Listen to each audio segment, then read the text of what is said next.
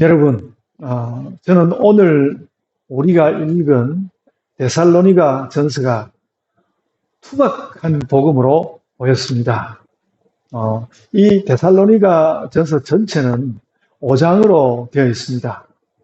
그 중에 1장은 이제 서론적인 인사를 하는 것이고요. 2장과 3장은 바울과 데살로니가 신자들과의 만남에 관한 이야기입니다. 그 이야기는 요약하면 내가 데살로니가 교인들에게 최선을 다했고 그래서 교회는 또 잘 자라났다는 말입니다. 그리고 이제 4장과 5장이 이어지는데요. 오늘 우리 본문은 4장입니다. 4장과 5장이 이어지는데 바울은 그런 잘 자란 이 데살로니가 사람들에게 이 편지를 통해서 더 무슨 말을 하고 싶었나? 그것은 우리는 어떻게 살고 어떻게 죽어야 할까라는 문제였습니다. 다른 이야기는 다 접고 이 4장과 5장의 이야기는 어떻게 살고 어떻게 죽을 것인가, 그런 면에서 저는 투박한 복음, 좀 여러 가지 이야기를 하기보다는 어떻게 살다가 어떻게 죽으면 될까, 그런 내용입니다. 바울이 데살로니가 사람들에게 그렇게 이야기한 것처럼 우리도 그래서 어떻게 예수 그리스도를 만나서 영향을 받고 그 다음에는 다시 또 우리도 어떻게 살고 어떻게 죽을 것인가, 그렇게 생각하고 또 이야기하고 그렇게 해야 할 것입니다. 그것이 데살로니가 전서가 우리에게 보여주는 복음의 개략적인 전체 그림입니다.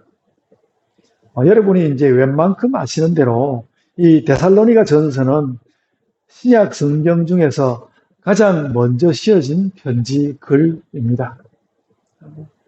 데살로니가는 현재는 이제 데살로니키 이렇게 불리더라고요. 데살로니키라고 불리는 도시로 여전히 있고요. 그 북마케도니아라는 나라 가까운 곳에 있는 그리스의 도시입니다. 바울이 선교하던 당시에는 로마의 속주, 마케도니아의 수도였던 항구 도시였고요. 지금도 그렇지만 이 데살로니가는 그 주변 다른 도시들보다도 매우 발전했던 도시였습니다. 바울은 유럽 선교에서 가장 먼저 빌립보의 복음을 전했고요. 어떤 빌립보, 근데 그 빌립보에 들어갔는데 어떤 빌립보 사람의 고발로 인하여서 바울 사도가 빌립보에 갇혀 있다가 그 감옥에서 나온 후에 데살로니가로 갔습니다. 근데 그 데살로니가에서도 유대인들의 방해가 아주 극심해서 바울은 불과 3주 만에 데살로니가 들어간 지 불과 3주 만에 데살로니가를 떠날 수밖에 없었습니다.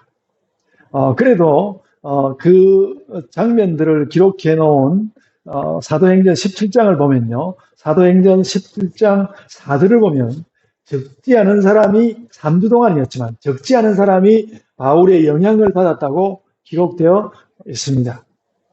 복음의 자녀들을 탄생시키고 난 후에 또 다시 그 지역 유대인들의 극심한 위협 때문에 그곳을 떠날 수밖에 없었던 그 데살로니가 사람들에게 바울은 그 편지를 쓰면서 결론적으로 무슨 이야기를 하고 싶었는가?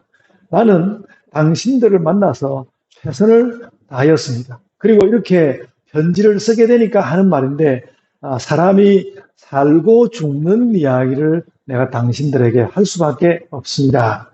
이것이 데살로니가 전서의 말씀입니다. 그래서 오늘 본문 데살로니가 전서 4장 1절로 12절은 그리스도인의 사는 이야기이고요.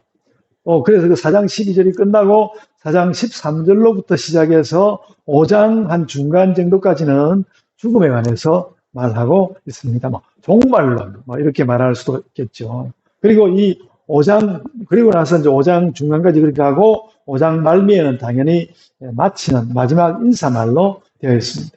바울은 이 서신을 통해서 데살로니가 사람들에게 무슨 말을 했나? 제가 자꾸 반복해서 이야기하는데 끝내는 어떻게 살고 어떻게 죽을 것인가, 그것을 말할 수밖에 없다는 것입니다.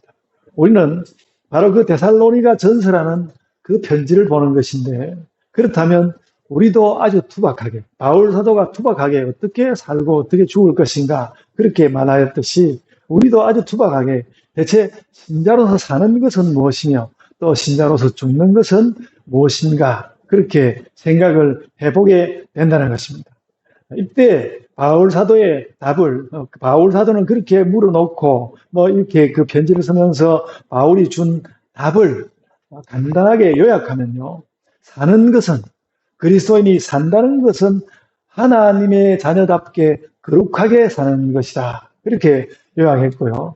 또 죽음 이후에는 다정하신 우리 구주 예수 그리스도를 만나서 그와 함께 사는 것이다, 이렇게 아주 간략하게 요약하였습니다. 이것이 데살로니가 전서 그 선포의 가장 간결한 요약입니다. 여러분, 가장 현대적인 철학자 중에 한 사람인 하이데거, 그의 그 존재와 시간이라는 책, 또 거기에 나온 거의 뭐 현존재 분석, 또 실존 철학, 그의 현상학, 그 모두의 중심 문제가 사실은 어떻게 살다가 어떻게 죽을 것인가. 성경하고는 좀 다르지만 그의 질문 자체는 어떻게 살다가 어떻게 죽을 것인가, 그렇게 되어 있고요. 그러니까 성경의 이 데살로니가 전서의 이 말씀과 아주 가깝습니다. 가깝고요. 그리고 말하자면 투박하지만 살고 죽는 문제는 현대인들에게도 또 현대의 철학자에게도 중요한 문제인 것이죠. 오늘은 사장에 나온 그 신자의 삶에 대해서 이제 말씀을 할 텐데, 간단하게 죽는다는 이야기를, 죽는 이야기는 이제 4장 13절로부터 시작되겠는데, 그 이야기를 조금만 먼저 해 보겠습니다. 사람은 누구나 죽게 되어 있는데, 그래서 개인적인 종말도 맞이하고 우주적인 종말도 맞이하게 되는 것인데요. 그런데 그 종말에서 가장 중요한 일은 무엇인가? 그리스도인들에게서 종말에서 가장 중요한 일은 무엇인가? 그렇게 그 중요한 일은 무엇인가 묻고 바울 사도의 답은 그렇습니다. 그렇게나 우리들에게 이 땅에 계실 때에 친절하고 인자했던 그 예수 그리스도를 다시 만나는 것이 가장 중요한 일이다, 그렇게 말씀하고 있습니다. 그래서 기독교의 종말론은 우리가 끝내 다시 예수를 만난다는 것이고, 그렇게 되기까지 이 생에서는 내가 그리스도와 동행한다는 그 사실에 깨어 있어라. 그러니까 그 죽음에 관한 이야기를 하면서 죽음 이전에 우리는 죽음을 생각하면서 깨어 있어야 된다. 하이데거도 그 비슷한 말을 했습니다. 그것이 기독교 종말론의 핵심입니다. 데살로니가 전서는 기독교 종말론을 이야기하는 아주 중요한 책인데요. 그러니까 그 핵심은 그렇다는 것이죠. 우리는 사실상 죽으면 예수와 함께하는 것이다. 그러니까 그 인자하셨던 예수 그리스도를 만날 생각을 하면서 그 종말에 대하여 걱정하지 말아라, 그 내용입니다. 그리고요, 오늘 본문은 바로 그 죽음과 종말에 관한 이야기 앞에 있는 사는 이야기입니다. 이미 말씀한 대로 그 사는 이야기의 요지는 거룩하게 살라는 것입니다. 거룩하게 살라. 그래서 3절에, 오늘 본문 3절에 이렇게 이야기했습니다. 하나님의 뜻은 이것이니 너희의 거룩함이라, 이렇게 말하였습니다. 하나님의 뜻은 이것이니 너희의 거룩함이라. 이것이 신자가 이 땅을 사는 기본입니다. 그러면 이제 거룩함이 무엇인지 이야기해야 하겠죠. 우리는 하나님을 닮고 세상과 구별된다는, 하나님을 닮고 세상과 구별된다는 뜻으로 늘 거룩함을 말하여 왔습니다. 그런데 오늘 뭐 데살로니가 전서도 그런 뜻을 갖고 있지만, 오늘 데살로니가 전서가 이야기하는 거룩함은 또 이것도 매우 투박한 그런 인상을 줍니다. 3절 하반절은 그 거룩함에 대하여서 하는 말 가운데 모든 다른 말을 제쳐두고 거룩함은 음란함을 버리는 것이라고 적고 있습니다. 그래서 아까 제가 3절을 조금 읽었습니다만 3절 그 부분이 이렇게 되어 있습니다. 하나님의 뜻은 이것이니 너희의 거룩함이라 음란함을 버리고 그렇게 말하였습니다. 여러분, 요 며칠 사이에 우리 사회가 엄청난 그 기대를 했던 조국 혁신당이 이 문제로 완전히 뒤집어져 버렸습니다. 저는 그것이 어쩌면 우리 사회에 굉장히 해를 끼칠 수도 있는 사건이다. 지금 굉장히 걱정스럽게 쳐다보고 있는데요. 그 문제가 조국 혁신당이 이렇게 뒤집어진 문제가 음란한 이 문제 때문입니다. 일단 먼저 이제 성경의 현실을 생각하면 그렇습니다. 고대 그리스와 로마가 성과 관련해서 그 어떤 부분이 꽤 많이 부패했었다는 이야기를 우리는 학교 다닐 때 좀 듣곤 하였습니다. 그 중에도 또 데살로니가는 당대에 문명이 발전했던 도시였고 특별히 또 항구 도시였습니다. 아마도 그래서 바울이 데살로니가를 볼 때는 데살로니가를 볼 때는 그 음란함이 상당한 문제였던 것이 분명합니다. 그래서 그 거룩함을 이야기하면서 음란함을 함께 이야기하는 것이죠. 그래서 바울은 거룩함이라는 무척 고상한 우리 교회의 무척 고상한 주제를 이야기하면서 바로 음란의 문제를 이야기합니다.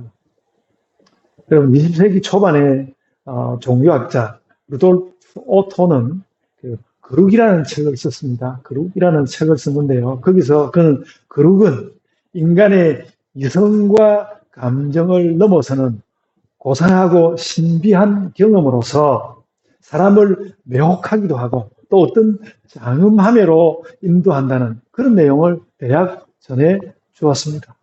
바울이 그런 이야기를 할 수 없는 사람은 아니지만 그런 말은 제쳐두고 데살로니가 현지인의 수준으로 완전히 내려가서 하나님의 거룩 이야기에서 그럼 바로 음란 이야기로 들어갑니다.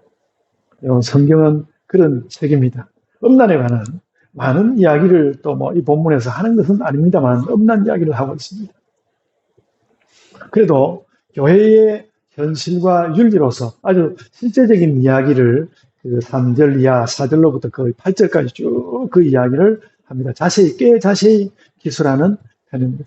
4절에서는 그러니까 음란한 문제를 이야기하면서 4절에서는 무슨 이야기를 했는가 하면 그러니까 아내를 잘 대하라. 오늘날은 이렇게 남녀가 이렇게 더 동등하고 이러니까 한편은 그 아내들을 향해서는 남편을 잘 대하라. 그런 이야기도 함께 할 수 있을 것입니다. 그리고 5절에서는 그러니까 당연히 음란함을 따르지 말라는 당연한 당부를 이어갔고요. 6절에서는 또 그런 일에 빠지다가는 이웃과 시비하게 된다. 그런 일이 생기지 않습니까? 지금 우리 정계에서 일어나는 일도 굉장히 시비가 일어나지 않습니까? 시비까지 벌어지는 수가 있으니 빨리 그 잘못된 일에서 빠져나오라고 바울 사도가 말하고 있습니다. 그리고 이어서 7절과 8절에서는 그런 음란은 단지 사람을 배신하는 문제가 아니라 하나님을 배신하는 문제라고 신학적인 결론을 짓고 있습니다. 그러면서 그래서 전체를 통틀어서 그 단락 전체를 통틀어서 하나님의 뜻은 거룩한 신자가 음란을 물리치는 것이다. 그렇게 아주 실제적으로 제시를 하였습니다. 그래서 여러분 이 성의 문제는 막상 꺼내놓고 보면 내 주변에는 문제되는 사람이 하나도 없는 것 같이 보이기도 하고 그러기는 하지만 세상 가운데는 이 음란의 문제가 늘 언제나 말할 수 없이 많고 또 그와 관련해서 사람들이 자살을 하는 경우도 있고 또 사람을 죽이는 문제도 일어나고 굉장히 세상에 험악한 일들이 이 문제를 기점으로 해서 많이 일어나고 있고요. 그리고 많은 상담소에서는 이와 관련된 상담들이 끊이지 않는다고 합니다. 사라지지 않는 이 문제에 대한 사라지지 않는 이 음란이라는 이 문제에 대한 본문의 답은 원래 전제처럼 주어져 있습니다. 하나님의 뜻은 이것이 너희의 거룩함이라. 너희의 거룩함으로 그것을 이기라는 것이죠. 음란함은 우리가 거룩하기를 원하는 하나님 뜻과 배치된다. 그러니 엄난에 빠져들지 말아라. 데살로니가 전서가 투박하다는 것이 그런 것입니다. 신자는 거룩하게 살아야 돼. 신자는 거룩하게 살아야 돼. 거기까지만 갈 수도 있지만, 그러므로 엄랑하면 안 돼. 늘 해야 하는 말이긴 한데, 이렇게 이제 사람 사는 이야기를 하고 나면, 이제 사는 이야기를 하고 나면, 4장 13절부터는 이제 죽음에 대한 이야기를 해야 할 텐데, 거룩의 이야기를 그냥 엄란하면 안 된다는 말로 맺을 수는 없을 것입니다. 그럴 수는 없을 것 같고요. 그래서 우리는 오늘 그 1절로부터 쭉 8절까지 이어지는 이 말씀을 가지고, 이 말씀을 통해서 일단은 엄란함이 있다면 끊어내고, 여러분, 어제 어떤 권사님이 이제 저를 만나러 와서, 자기 교회에 엄란함에 문제가 있다고, 이거 어떻게 해야 될지 모르겠다고 저한테 이야기를 하면서, 그 이야기를 하고 여러 가지 이야기를 하면서, 자신의 교회에 와서 한 몇 주간에 걸쳐서 부흥의 인도를 해달라고, 부흥의 설교를 해달라고, 이렇게 하는 이야기를 어제, 들었습니다. 그러니까, 없는 것 같은데 따져보면 있는, 이런 문제들이 있어서 쉽게 맺을 수는 없지만, 그래도 그 이야기로, 거룩한 이야기를 다 채울 수는 없고, 일단은 그런 엄랑함을 끊어내고, 그 다음에는 지속적으로 거룩함을 추구하라는 말로, 그러니까 엄란함 끊어내고 이제 너희 거룩하게 살아야 돼. 그 말을 전체 결론으로 전체를 정리하는 말씀으로 가져야 할 것입니다. 그래서 신자답게 거룩하게 사시오. 이렇게 정리를 하고요. 그러니까 이 엄란함이라는 문제는 상당히 끈끈거운 현실적인 문제로 있는데, 바울 사도가 그 이야기를 꺼내서 또 양단하여서 이야기하고 나니까 바울은 신자의 거룩함이라는 주제를 이어가면서 다른 이야기를 더 할 수 있게 되는 것 같습니다. 9절에서는 형제 사랑에 관한 이야기를 하고 있습니다. 물론 바울은 그 형제 사랑에 관해서 할 이야기가 없다고 말하긴 했습니다. 내가 당신들에게 데살로니가 교회인 당신들 너무나 사랑하고 잘 살고 있으니까 별로 할 이야기가 없다고는 했습니다. 그렇지만 거룩한 신자의 삶을 이야기할 때에 사실 좋은 의미에서 가장 우선이 되는 일은 역시 사랑을 하는 것이죠. 사랑입니다. 여기서도 바울은 아주 실제적인 태도를 보여주었습니다. 무슨 사랑에 대한 철학적, 문학적 어떤 감정적인 이야기를 하는 것이 아니라 가장 가까이 있는 이슈를 이야기하였습니다. 그래서 사랑하는 것이라면 형제를 사랑하고, 그리고 저 이웃의 다른 교회들을 향하여서도 사랑하라는 그런 이야기를 해주었습니다. 사랑이라는 아주 가깝게 형제를 사랑하는 문제가 있다는 것입니다. 그리고 바울이 그 이야기를 길게 하지 않는 것은 데살로니가 사람들이 이미 그 사랑을 잘 하고 있다는 것입니다. 당신들이 이미 사랑을 잘 하고 있으니까 특별히 강조할 필요는 덜 하지만, 그래도 바울이 사랑을 이야기하는 이유는 무엇이었습니까? 그것이 매우 중요하다는 것입니다. 사랑에 대해서 막 여러 가지를 두고 분개하고 그럴 것은 없지만, 그래도 너희가 사랑하라. 이 문제가 매우 중요하다는 것입니다. 여러분, 주마 간편이라는 말 있습니다. 달리는 말에 채찍질한다고. 당신들이 사랑을 잘하고 있지만, 데살로니가 교회 성도들이요, 당신들이 잘 사랑하고 있지만, 그래도 나는 당신들에게 더 잘 사랑할 것을, 사랑에 노력할 것을 내가 요청합니다. 그런 말입니다. 여러분, 그래서 우리도 더 많이 사랑합시다. 더 많이 사랑합시다. 그래서 우리 한 번 더 우리 옆에 사람들을 보면서 사랑합니다. 사랑합니다. 더 많이 사랑합시다. 사랑에 관한 바울 사도의 조금의 설명이 있습니다만 더 특별한 설명은 없습니다. 저는 그래서 바울 사도가 여기서 이야기하는 그 사랑이라는 말의 힘을 생각해 보았습니다. 사랑이라는 말 자체가 힘이 있다는 것입니다. 우리가 옆에 있는 사람에게 사랑한다고 말할 수 있고, 또 아니면 나 혼자서라도 내가 좀 더 사랑해야겠어, 그렇게 다짐만 하고, 혹은 또 입 밖으로 말 꺼내보고, 그렇게 말하는 것만으로도 무언가 가치 있는 일이 일어날 수 있다는 것입니다. 여러분, 영화 가운데 재미난 영화가 있듯이 말 가운데 사람에게 생기를 주는 말이 있는데, 그 사랑이라는 말입니다. 어떤 사람들은 무슨 효소를 연구해가지고 효소를 두고 생명의 불꽃이다, 이렇게까지 말하던데, 이 사랑이라는 말은 언어계에, 언어에 있어서 효소와 같은 것입니다. 사랑이라는 말을 익숙하게 잘 사용할 수 있으면 있을수록, 잘 사용하면 할수록 우리의 몸과 혼과 영에 긍정적인 효과를 몰고 올 것입니다. 좀 전에 우리가 한번 사랑합니다 다시 이렇게 해보니까 멋지게 하면서 이렇게 눈치 살피고 그렇게 하셨는데, 우리가 예배를 시작하면서 사랑합니다 이렇게 말하는 것은 이런 일의 훈련이라고 생각합니다. 어떤 사람은 저보고, 목사님, 사랑합니다 말고 좀 딴 말도 좀 바꾸어서 하고 좀 그렇게 하면 좋겠다, 그런 이야기도 하고 그러는데, 저는 이 말이 여전히 좋은 것 같습니다. 다른 말로 바꾸어 할 수도 있지만, 그렇습니다. 너무 이 말이 상투적이라고 느낄 수도 있지만, 실제 사랑한다는 말이 가진 그 효소와 같은 그 힘은 저는 대단하다고 봅니다. 그래서, 저도 아내도 저에게, 또 여러분들도 누구나 꼭 또 부부만이 아니라, 가까이 있는 사람을 좀 멋쩍다 할지라도, 들어 사랑합니다. 전에 제가 사모님하고 전화를 하다가 굉장히 멋졌지만, 사랑해, 그리고 전화를 끊었더니 그날 저녁에 굉장히 사모님의 표정이 달라지고 굉장히 좋더라고요. 굉장히 좋은 걸 느꼈습니다. 그렇습니다.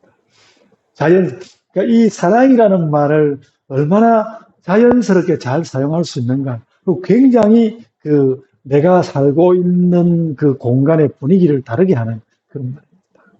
하다 보면 좀 멋쩍어질 때가 있긴 하죠. 그렇습니다. 여러분, 저는 본문에서 나온 이 사랑 이야기 하였는데, 그 사랑 이야기 나온 다음에 또 일하는 이야기가 나오는 것이 너무 자연스러워 보입니다. 그러니까 어떻게 보면 우리는 사랑하는 일을 통해서, 사랑에서 힘을 얻으면 일도 힘차게 할 수 있다는 것이죠. 사랑하면 일도 힘차게 할 수 있다. 여러분, 그래서 11절에 보면 조용히 자기 일을 하라고 바울 사도가 우리 사는 것에 관하여 권고하고 있습니다. 조용히 자기 하는 일을 해라. 그리고 이어서 그 일하기를 힘쓰라고도 말합니다. 일하는 것은 힘쓰라고도 말합니다. 그래서 이 일하는 것 관련해서 바울은 두 가지 말을 하고 있는 것이죠. 조용히 너의 일을 해라. 조용히 너의 일을 하라. 그리고 힘써서 일해라. 두 가지 말을 하고 있고요. 저는 이 두 말을 합쳐서 조용히 최선을 다하라. 조용히 최선을 다해라. 그렇게 말하고 싶습니다. 일하는데 조용히 최선을 다해라. 여러분은 요즘 무슨 일을 하고 있습니까? 여러분 무슨 일을 하고 있습니까? 누구나 내가 하고 있는 일이 다 굉장히 힘들죠. 자신의 일이 힘든 것을 다 알고 있습니다. 여러분, 제가 설교를 할 때마다 힘든 부분이 있습니다. 설교를 할 때마다 힘든 부분이 있습니다. 그렇듯이 여러분도 여러분 자신의 일에서 남은 모르는 어딘가 힘든 부분이 저는 있을 거라고 생각합니다. 근데 이와 같은 우리의 일에 대하여서 본문은 그렇게 말하는 것이 다 힘든 걸 아는데, 힘든 것인데 너의 일에 대하여서 조용히 최선을 다해라. 그렇게 말하는 것입니다. 직장에서 벌어지는, 또 내 일에서 일어나는 여러 가지 잡음과 충격적인 사건도 있겠지만, 그래도 일이라는 것은 원래 조용히 최선을 다하는 영역이다. 그래서 그것을 잘 하자면, 그래서 앞에 말씀으로 되돌아가 보자면, 그렇게 일에서 조용히 최선을 다하고자 한다면 우리 마음 가운데 거룩한 것도 있어야 하고, 사람을 사랑하는 사랑함도 있어야 하는 것이다. 뭐 그래가지고 너의 일에 조용히 최선을 다해라. 그러면 그것이 바로 우리가 산다는 것이다. 바울 사도는 산다는 것에 대하여서 그런 정도로 정리를 해 주었습니다. 오늘 제가 그 설교 제목을 그렇게 붙였습니다. 거룩한 몸, 조용한 손 이렇게 붙였는데 그 중간에 효소 같은 사랑이 들어가면 더 좋을 것 같습니다. 그래서 거룩한 몸, 효소와 같은 사랑, 그리고 조용히 최선을 다하는 손, 이렇게 그것이 우리 삶의 기본이다. 이것이 데살로니가를 사랑한 바울이 데살로니가 사람들에게 절실히 해주고 싶었던, 그리고 아주 일상적인 그런 말입니다. 산다는 것은, 신자들이 산다는 것은 첫째는 거룩해지는 것이고, 둘째는 사랑하는 것이고, 셋째는 그리고 나서 나의 일에 최선을 다하는 것이다. 그래서 여러분, 저도 그래서 오늘 저의 이 설교가 여러분 삶에서 어떤 단정함이 되고 여러분 삶에 힘이 되기를 무척 기대합니다. 거룩과 사랑과 일 중에 어떤 것에서도 미끄러지지 말고, 이 굉장히 단순하고 쉬운 일 같지만 이 미끄러지기 쉽거든요. 이 셋 가운데 어떤 것에도 미끄러지지 말고 잘 살아내시기를 바랍니다. 그래서 혹 어떤 자녀가 사는 것이 뭐냐고, 자녀가 부모에게 사는 것이 무엇입니까? 이렇게 묻지는 않지만은 이야기를 하다 보면 그런 이야기를 이렇게 흘러 들어갈 수 있거든요. 자녀가 사는 것이 무엇냐고 묻거들랑 이 데살로니가 전서에 나오는 이 말씀, 그리고 그 세 가지 내용, 그 말씀을 바탕으로 자녀의 삶을 살펴줄 수 있을 것입니다. 그리고 내가 살다가 뭔가 꽉 가로막히는 것 같을 때, 내가 왜 이렇게 꽉 가로막힐까? 가로막히는 것 같다면 이 말씀에 빠져와야 할 것입니다. 나는 거룩한가? 나는 사랑하는가? 나는 나의 일을 문제없이 잘 하고 있는가? 이렇게 빠져와야 할 것입니다. 그리고 여러분, 또 내 삶이 왜 이렇게 허전한 것일까? 내 삶이 왜 이렇게 허전한 것일까? 그런 생각이 들 때에도 우리가 거룩과 사랑과 일이라는 이 세 가지 말을 마음 가운데 진지하게 가져와서 그게 잘 다가가 보시기를 바랍니다. 아멘. 기도하겠습니다. 주님, 저희가 거룩하게 살게 하옵소서. 또 누구를 만나든 또 혹은 가장 가까운 사람에게 사랑을 전하는 자가 되게 하여 주옵소서. 그리고 저희가 하는 일들, 저희가 어려울지라도 조용히 최선을 다하며 해내는 자들이 되게 하여 주옵소서. 우리의 삶이 이런 말씀을 마음 가운데 새김으로 인하여서 새로워지고 더욱더 단단하여지고 기반이 튼튼한 그런 삶이 되게 하여 주옵소서. 저희의 삶을 다시 한번 돌아보게 하여 주옵소서. 감사하옵고 예수님 이름으로 기도드리옵나이다. 아멘.